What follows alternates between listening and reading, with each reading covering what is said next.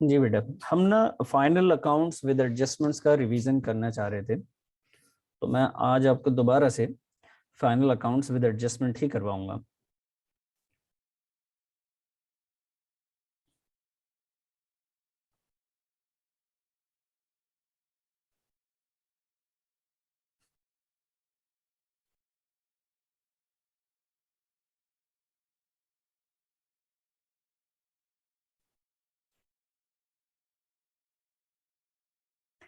Ji, final accounts with adjustment.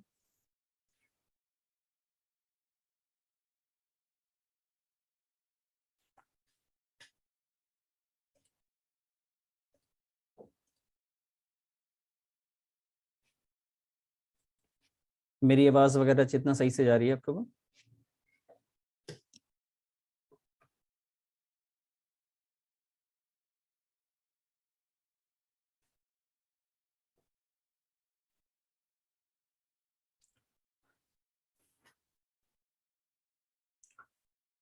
Hello.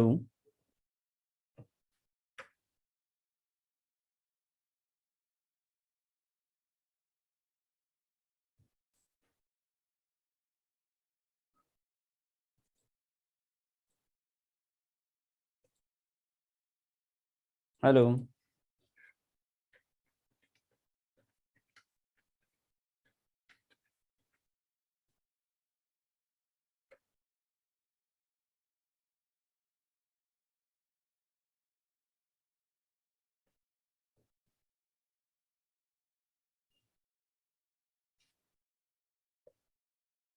Hello.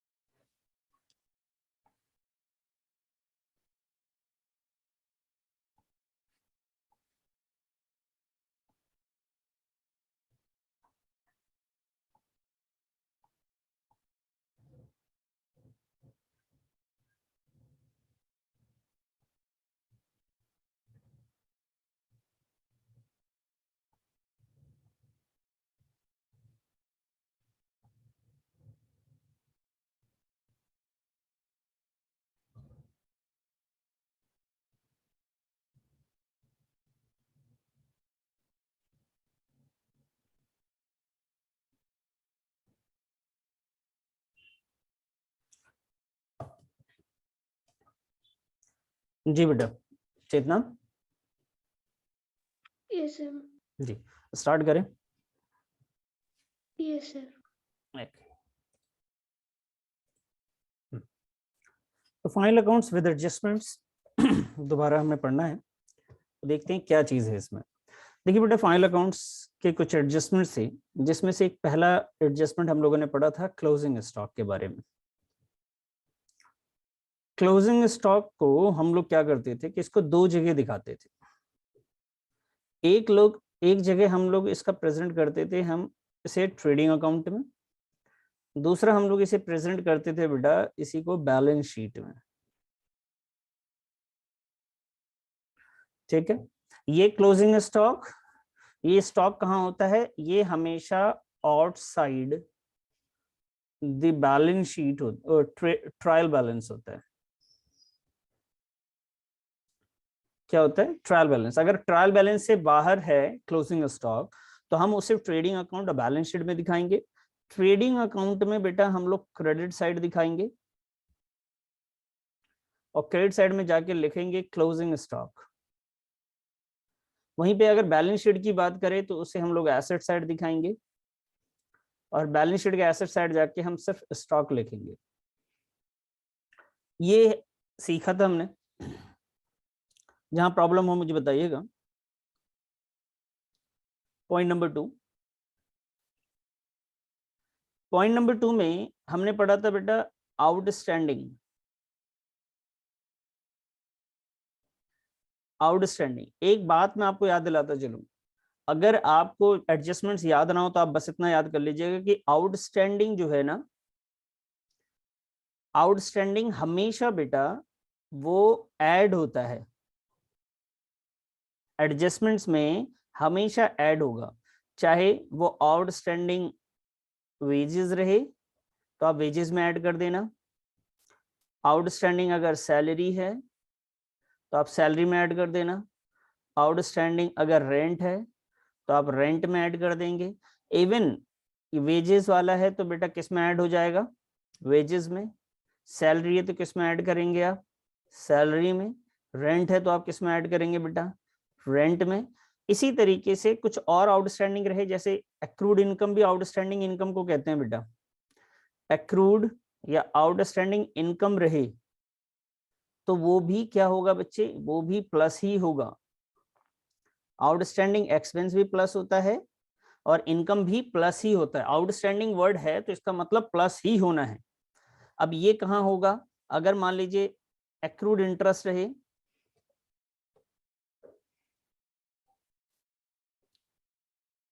Accrued interest रहे, ठीक है, तो वो आप प्लस करेंगे। कहाँ करेंगे, जो भी इंटरेस्ट रिसीव्ड होगा आपका उसमें आप प्लस कर देंगे। ये वे जिसमें आप प्लस करेंगे इसको सैलरी में प्लस कर देंगे, तो इसको कहाँ करेंगे, रेंट में। तो इसको कहाँ किया आपने, इंटरेस्ट में प्लस किया। ठीक है, commission earn but not received, कोई भी आउटस्टैंडिंग कमीशन रही, यानी किसी भी टाइप के जो एक्सपेंसेस होंगे या किसी भी टाइप के जो इनकम होते हैं बेटा वो हमेशा प्लस होते हैं। क्लियर है ये बात? यस सर, क्लियर है। ठीक, तो ये दो बातें हमने सीखी, एक हमने आउटस्टैंडिंग से रिलेटेड सीखी। तो अभी हमने सिर्फ सिखाया आपको कि प्लस होंगे, बस इतनी बात बताई मैंने, आउटस्टैंडिंग इनकम हो या एक्सपेंस हो क्या होंगे, प्लस होंगे। अब बात करते हैं कि सर ये दिखाएंगे कहाँ पे। अभी हमने बताया सिर्फ प्लस करेंगे आप, तो मैं इसको एक्सप्लेन करता हूँ थोड़ा डिटेल में कि अगर आउटस्टैंडिंग एक्सपेंसेस हैं,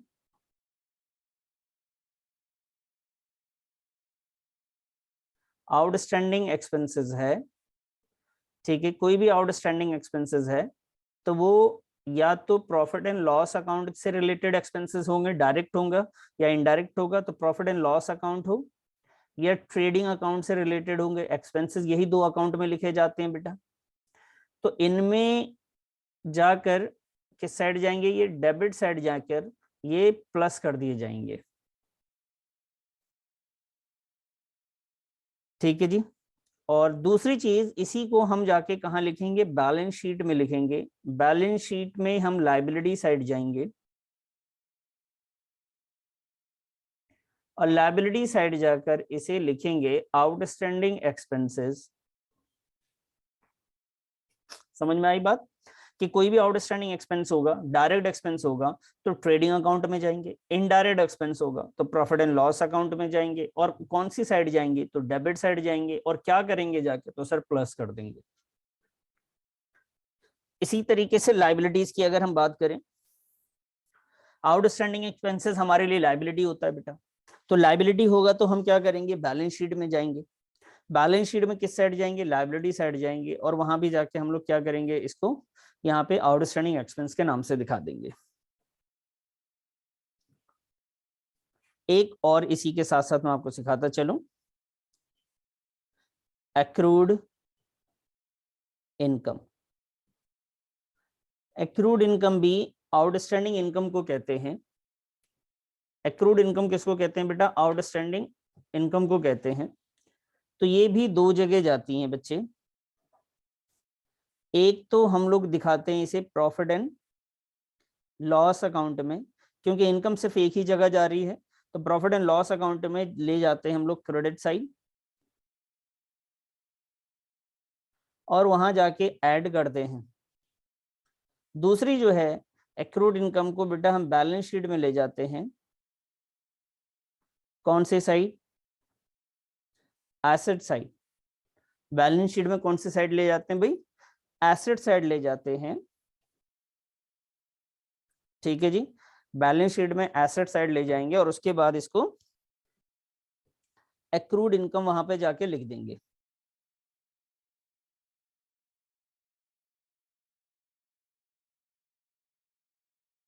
क्लियर है? Yes sir. नोट कर लीजिए प्लीज, बहुत जरूरी। इस पे फिर मैं आपको एक क्वेश्चन लिख के दूंगा। हो गया सर। हो गया? Yes sir.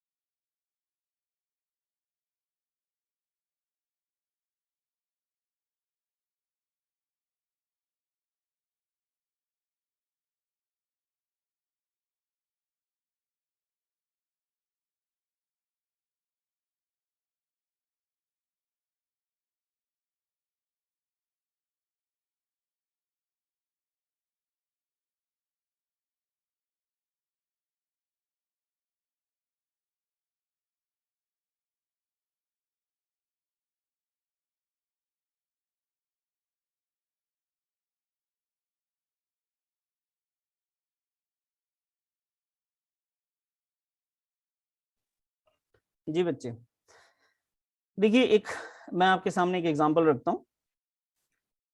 ये है एक छोटा सा ट्रायल बैलेंस, आप भी साथ साथ में लिखिएगा। ट्रायल बैलेंस, ट्रायल बैलेंस में तीन इंफॉर्मेशन मैंने आपको दे दी। एक दिया बेटा सैलरी, ये डेबिट है ट्रायल बैलेंस का, ये क्रेडिट बैलेंस है। सैलरी दे दी बच्चे 1,00,000 रुपए। सैलरी कितनी दे दी, 1,00,000 रुपए। उसके बाद हमने दिया आपको वेजेस,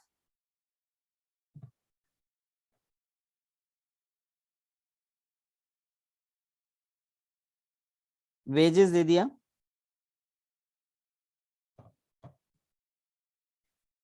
वेजेस दे दिया बेटा ये भी 1,00,000 रुपए। उसके बाद मैंने दिया इंटरेस्ट रिसीव्ड,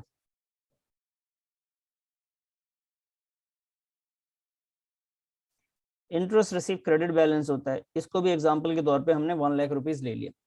अच्छा सर, अब यहाँ पे आए, मैंने कुछ आपके सामने एडिशनल इंफॉर्मेशन लिखा।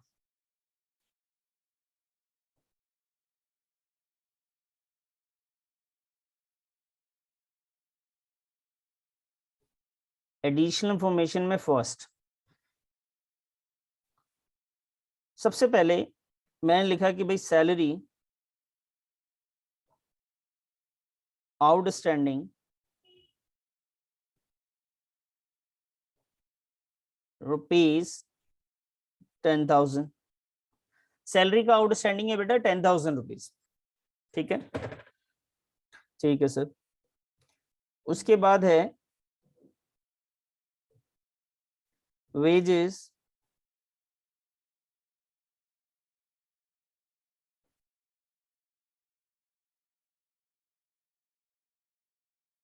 outstanding rupees 20,000.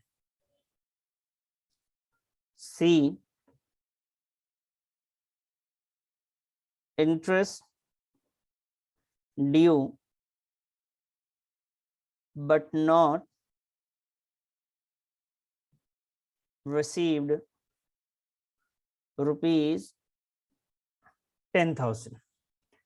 तो interest due but not receive 10,000, ये 3 एडजस्टमेंट है बेटा। ये हमने एक एग्जांपल ले लिया अपना, एग्जांपल नंबर 1। इसे हमें फाइनेंशियल स्टेटमेंट में दिखाना है, ठीक है? करेंगे आप दोनों?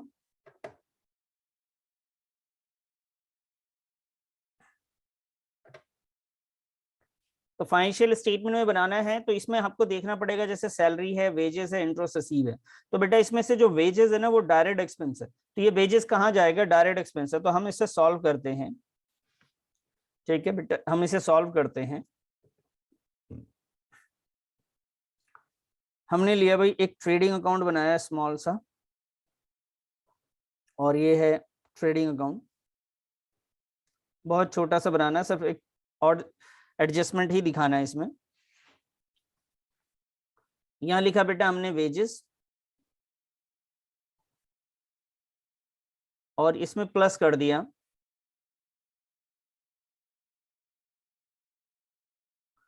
आउटस्टैंडिंग वेजेस को। तो वेजेस की जो वैल्यू थी बेटा वो 1 लाख रुपीस थी, और आउटस्टैंडिंग की जो वेजेस है वो है 20,000।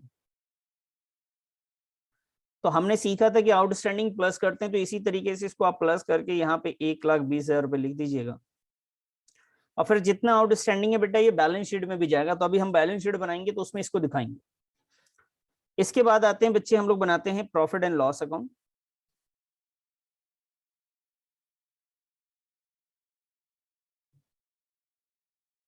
इसके बाद हम बनाते हैं profit and loss account. Profit and loss account में हमने यहाँ लिखा जी सैलरी, क्योंकि सैलरी बेटा प्रॉफिट एंड लॉस अकाउंट में आता है, जिसकी वैल्यू कितनी है? 1,00,000 रुपए। अब इसका आउटस्टैंडिंग सैलरी भी था, हमने सीखा था आउटस्टैंडिंग जब भी होगा, कभी भी मिल जाए हमें, हम हमेशा प्लस करते हैं। तो आउटस्टैंडिंग सैलरी हमने प्लस कर दिया, और ये वैल्यू कितनी है? ये वैल्यू है 20,000, नहीं, आउटस्टैंडिंग सैलरी की वैल्यू है 10,000, वेजेस 20,000 था, तो ये हो गया बेटा 1,10,000 रुपए। इसी तरीके से इंटरेस्ट रिसीव दे रखा है, जो कि हमारे लिए इनकम होता है, तो बेटा हम क्रेडिट साइड लिखेंगे, इंटरेस्ट रिसीव इनकम होता है। तो इंटरेस्ट रिसीव की वैल्यू हमने लोगों ने देखा ट्रायल बैलेंस में 1,00,000 रुपए है। उसमें भी हम लोग क्या करेंगे बेटा? एक्रूड, ये भी आउटस्टैंडिंग ही होता है, तो एक्रूड को हम क्या करेंगे? एक्रूड, ठीक है जी।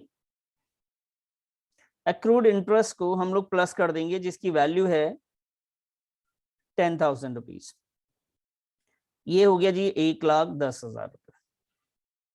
इसमें वेजेस जो है आउटस्टैंडिंग है, लायबिलिटी साइड भी जाएगा, सैलरी आउटस्टैंडिंग ये भी लायबिलिटी साइड जाएगा, एक्रूड इंटरेस्ट है बेटा ये बैलेंस शीट में एसेट साइड जाएगा।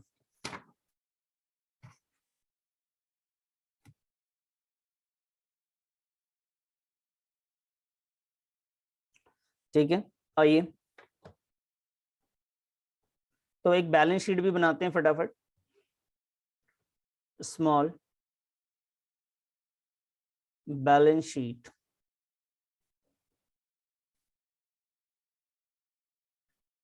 बैलेंस शीट में एसेट साइड हमने सीखा कि भाई एक्रूड जाता, एक्रूड इंटरेस्ट, जिसकी वैल्यू कितनी थी बेटा? 10,000। और यहाँ क्या जाएगा बेटा? एक तो जाएगा आउटस्टैंडिंग सैलरी, और एक जाएगा आउटस्टैंडिंग वेजेस। आउटस्टैंडिंग वेजेस जो था बेटा वो 20,000 था, आउटस्टैंडिंग सैलरी जो है वो 10,000 था। बताइए बच्चे, समझ में आई आपको बात?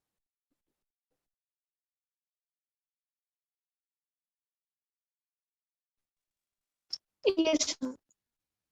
चलिए, अब मैं एक और एडजस्टमेंट आपको सिखा रहा हूं, एडजस्टमेंट नंबर 4।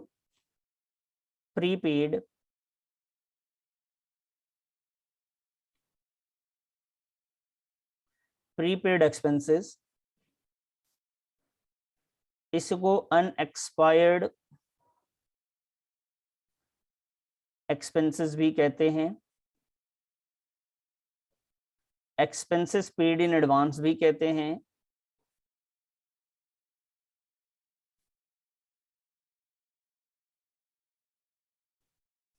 तो इसमें भी दो चीजें होती हैं बेटा, एक होती है कि भाई प्रीपेड एडवांस है तो एडवांस जो है ना बेटा हमेशा लेस किया जाएगा।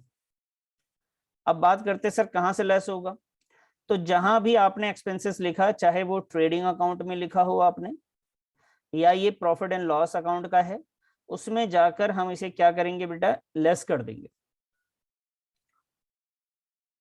किस नाम से लेस करेंगे, प्रीपेड या एडवांस कह के ही लेस करेंगे। दूसरी सिचुएशन है बेटा बैलेंस शीट की। बैलेंस शीट में ये एडवांस या प्रीपेड एक्सपेंसेस जो होते हैं वो एसेट्स होते हैं, एसेट्स में जाकर या तो एडवांस या प्रीपेड के नाम से आप इसे लिख दोगे। इसको भी नोट कर लीजिए।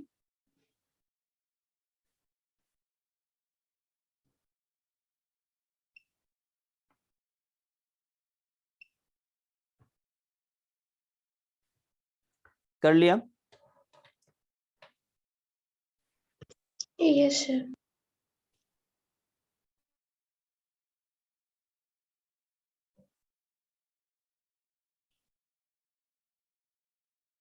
चल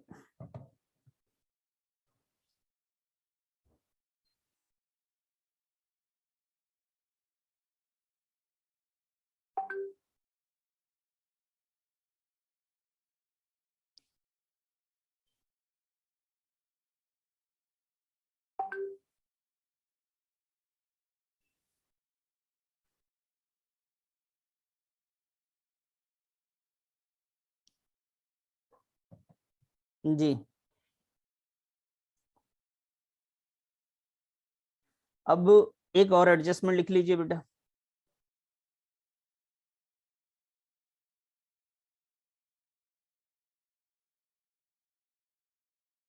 एडजस्टमेंट नंबर 5,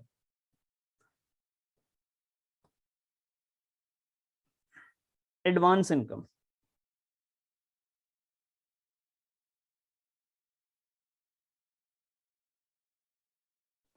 एडवांस इनकम या income received in advance,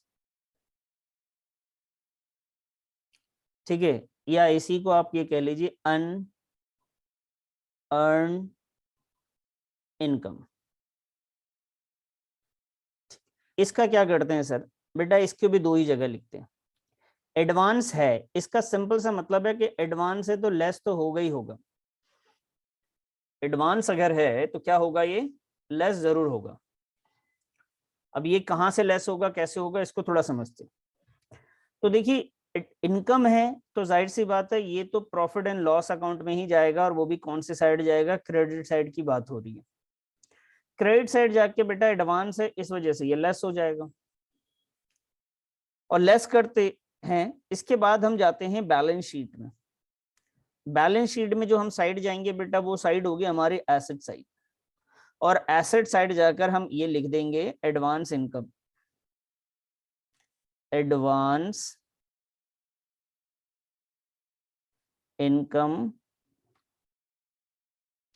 income received, advance income received लिख देंगे। क्लियर है? यस सर, क्लियर है। चलिए इसको नोट कर लिया होगा तो मैं आगे बढ़ता हूँ।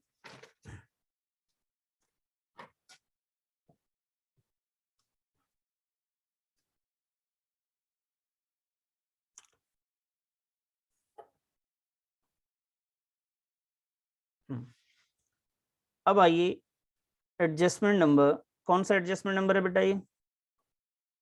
6 जी, एडजस्टमेंट नंबर 6। एडजस्टमेंट नंबर 6 क्या कहते हैं, ये है बेटा depreciation.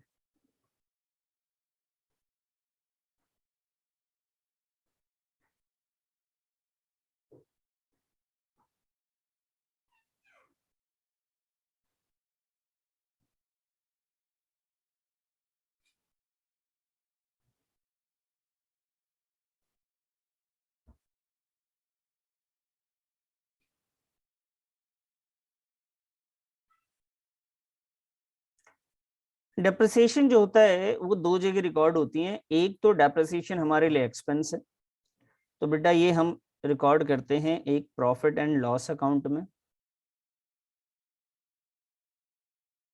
Profit and loss account में डेबिट साइड जाते हैं और वहां पे डेप्रिसिएशन के नाम से दिखाते हैं।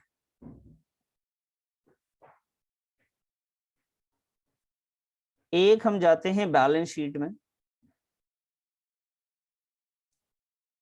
बैलेंस शीट में जाते हैं एसेट साइड, और एसेट साइड जाकर हम लेस कर देते हैं जिस एसेट से होता है डेप्रिसिएशन उसमें से। तो इसके ऊपर एक एग्जांपल ले लेते हैं बेटा। यहां लिखा जी हमने ट्रायल बैलेंस।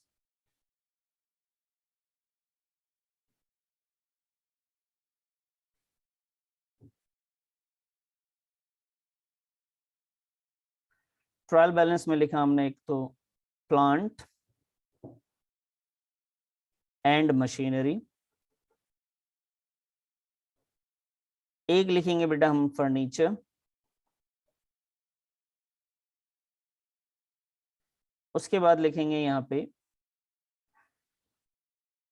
कमीशन,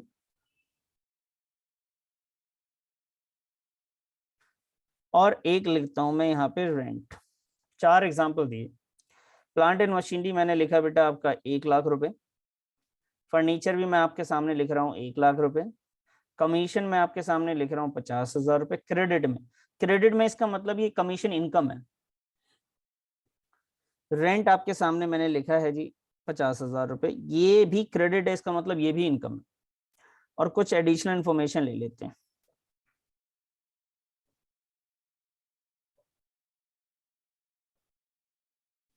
ये एडिशनल इंफॉर्मेशन, इस एडिशनल इंफॉर्मेशन में फर्स्ट पे आते हैं।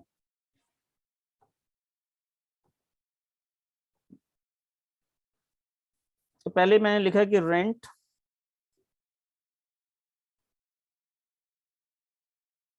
received in advance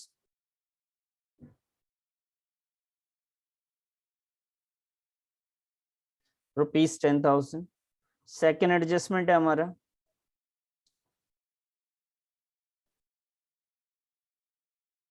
commission received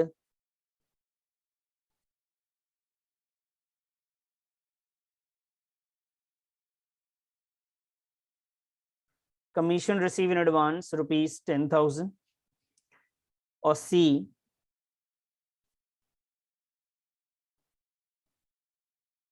depreciation on plant and machinery at the rate of 10% per annum. D depreciation on furniture at the rate of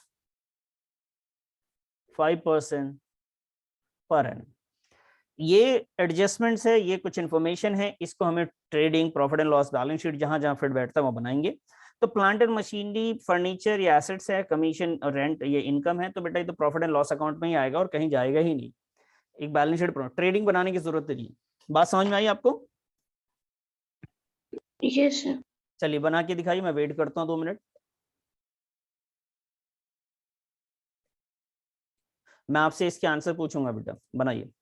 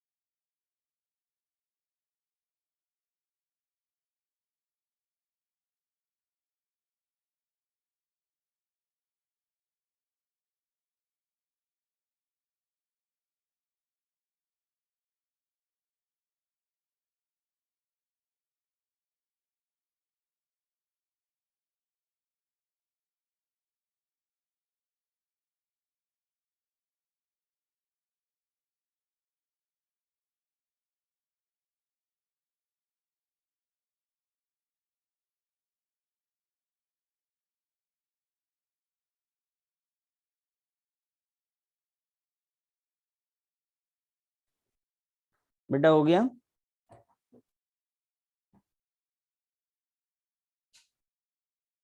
yes sir.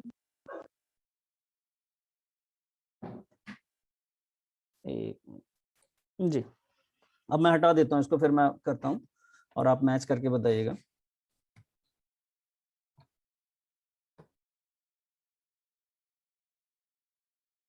जी, सबसे पहले हमें क्या बनाना था बेटा? ट्रेडिंग तो इसमें है ही नहीं, इसमें हम लोग बनाएंगे प्रॉफिट एंड लॉस।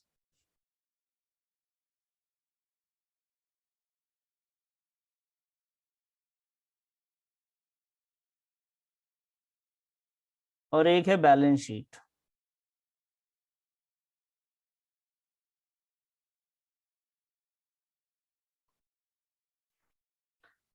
ठीक है, तो बेटा इसमें दो चीजें थी, एक तो रेंट से रिलेटेड थी और एक कमीशन से रिलेटेड। दोनों क्रेडिट था, इसका मतलब दोनों ही इनकम है, और दोनों में एडवांस है, तो ये एडवांसेस दोनों ही माइनस करेंगे। रेंट में भी एडवांस लिखा हुआ था, क्या लिखवाया था मैंने? प्रीपेड रेंट था या एडवांस रेंट लिखा हुआ था बेटा, क्या था? Sir received in advance. Receive in advance, तो एडवांस रेंट लिखेंगे। अगर कुछ और जैसा वर्ड यूज करेंगे ना, वैसा यूज यहाँ पे लिखेंगे आप। वैसे एडवांस रेंट है तो एडवांस रेंट यूज माइनस करेंगे आप। कमीशन रिसीव में भी एडवांस है तो आप यहाँ पे एडवांस कमीशन लिख दीजिएगा। कितनी वैल्यू थी बेटा रेंट की? 50,000। Yes sir. और एडवांस की 10,000। Yes sir 10,000। ठीक है, कमीशन रिसीव भी हमारे पास 50,000 था, और ये 10,000 था, तो कितना हो गया जी? ये 40,000, 40,000। और ये आ गया जी 40,000। उसके बाद आते हैं जी डेप्रिसिएशन पे। डेप्रिसिएशन ऑन मशीनरी, और एक और था बेटा depreciation on furniture. Furniture. Very good. तो ये डेप्रिसिएशन हम पहले यहाँ पे प्लांट एंड मशीनरी यहाँ लिखेंगे, उसके बाद लेस करेंगे डेप्रिसिएशन को, फिर यहाँ लिखेंगे फर्नीचर, फिर लेस करेंगे डेप्रिसिएशन को,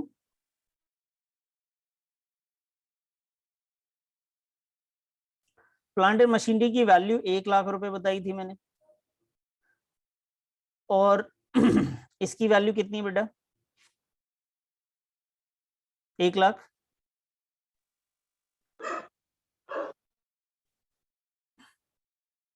एक लाख, 1 लाख जी।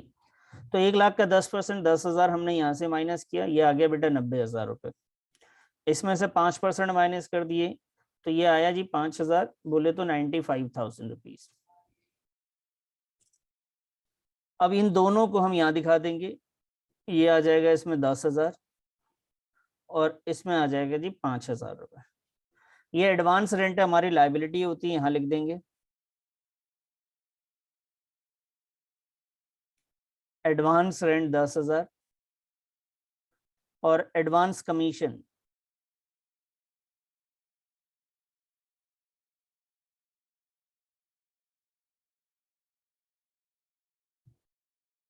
Advance commission 10,000। ये हो गया जी हमारा। समझ में आई बात बेटा? ऐसे ही किया आपने? Yes sir. कहीं पे कोई डाउट है, कोई ऐसे ही कोई पूछना हो तो मुझे बताइए।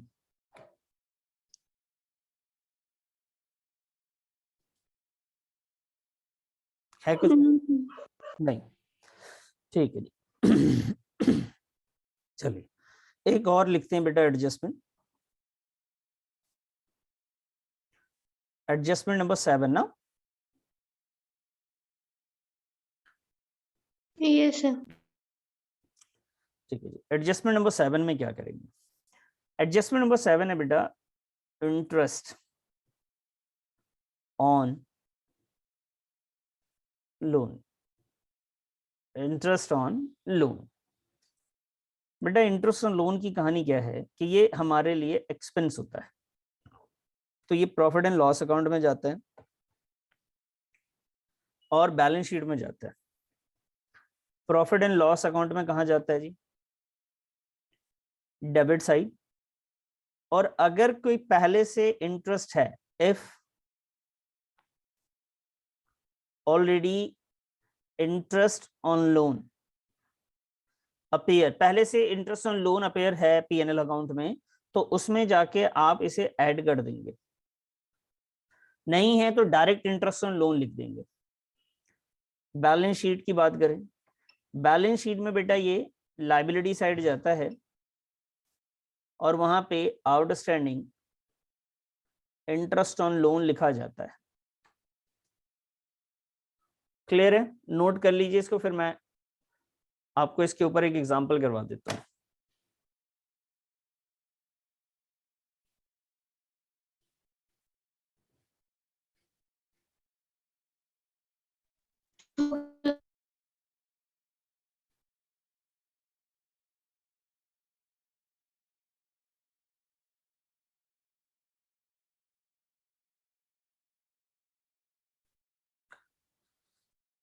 ठीक है बेटा,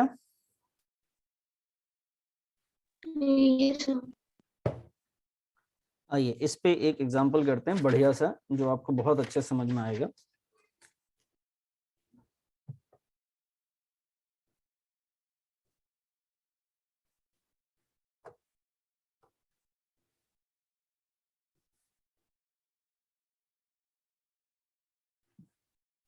यहां लिखा हमने एग्जाम्पल नंबर 3, और एक ट्रायल बैलेंस बनाते हैं हम। डेबिट, उसमें कॉलम डालते हैं, एक क्रेडिट का आ जाएगा, और यहाँ पे एक लोन रहेगा बेटा। ये लोन है बैंक लोन, और ये जो लोन है उस पर 12% का इंटरेस्ट है। वैल्यू है 1 लाख रुपए, और यहाँ पे लिखा हुआ है interest on loan 10,000। Additional information की बात करें,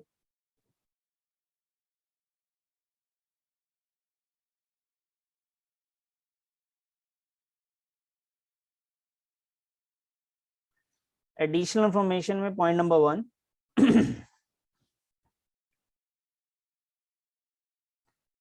इंटरेस्ट ऑन लोन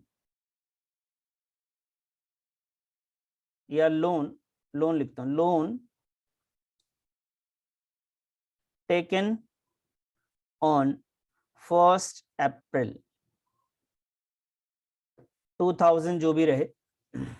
ये जो लोन है ना बेटा, वो 1 अप्रैल को लिया गया था, और उसका आपको एडजस्टमेंट्स करना है। तो दो चीजें बनेंगी इसमें, इसके सॉल्यूशन में। बता सकती हैं आप चेतना, क्या बनेगा?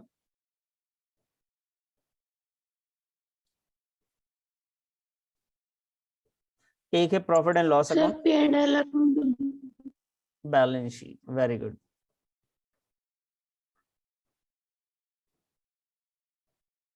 P&L account and balance sheet. तो देखिए, लोन जो है ये 12% का जो लोन है, ये तो बैंक लोन लायबिलिटी होता है, ये क्लियर आपको यहाँ लिख देना है।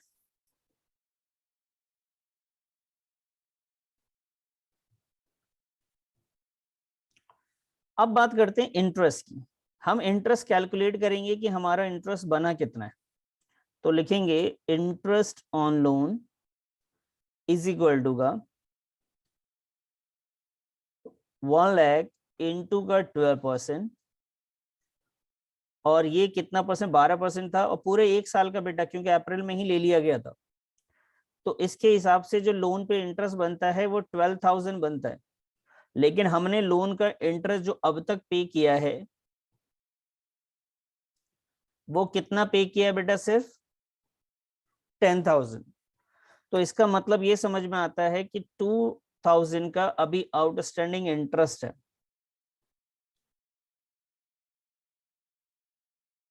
टोटल हो गया जी 12,000। ये जो 2,000 का है, ये उसको यहां लिख देंगे आउटस्टैंडिंग इंटरेस्ट ऑन लोन 2000। इस तरीके से हम इसको प्रेजेंट करेंगे, क्योंकि इंटरेस्ट पहले से था तो प्लस हो गया। क्लियर है? Yes sir. नोट कर लिया ना आपने? यस सर, कर ले। चलिए एक और इसी के ऊपर एक और एग्जांपल लेते हैं, सेम उससे। Example number 4।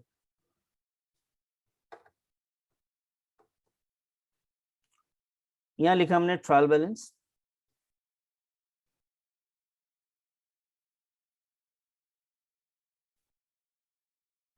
यहां लिखा जी 12%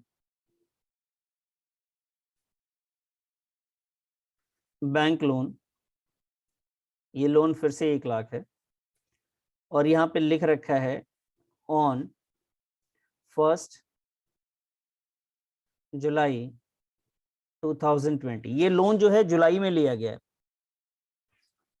बस इतना ही लिखा हुआ और कुछ नहीं है। ट्रायल बैलेंस है और ट्रायल बैलेंस में ये इंफॉर्मेशन दी गई है, यहां आप लिख देंगे ट्रायल बैलेंस।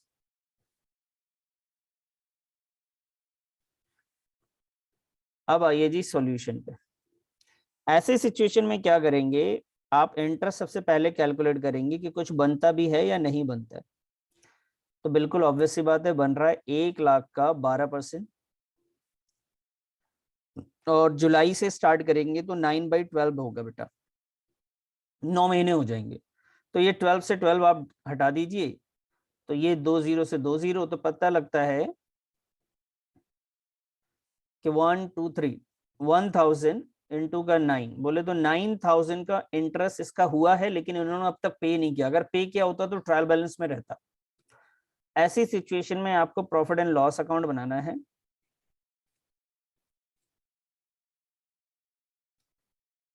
और बैलेंस शीट भी बनानी है। तो बैलेंस शीट में और प्रॉफिट एंड लॉस में लिखेंगे कैसे? तो देखिए, आप लिख देंगे यहाँ पे जाके 12% बैंक लोन, और वैल्यू लिख देंगे जी 1 लाख रुपीज,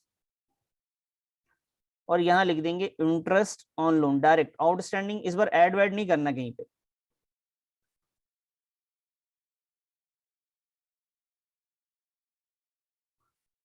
यहां नीचे आउटस्टैंडिंग इंटरेस्ट ऑन लोन 9,000। तो ये है कहानी। क्लियर है बेटा? कितना यस सर, क्लियर। क्लियर है? चलिए ठीक है, बस आज के लिए इतने रहने देते हैं। आगे के एडजस्टमेंट हम लोग नेक्स्ट क्लास में ऐसे ही कर करके उसके एग्जांपल्स ले लेके कर लेंगे। ठीक है बेटा?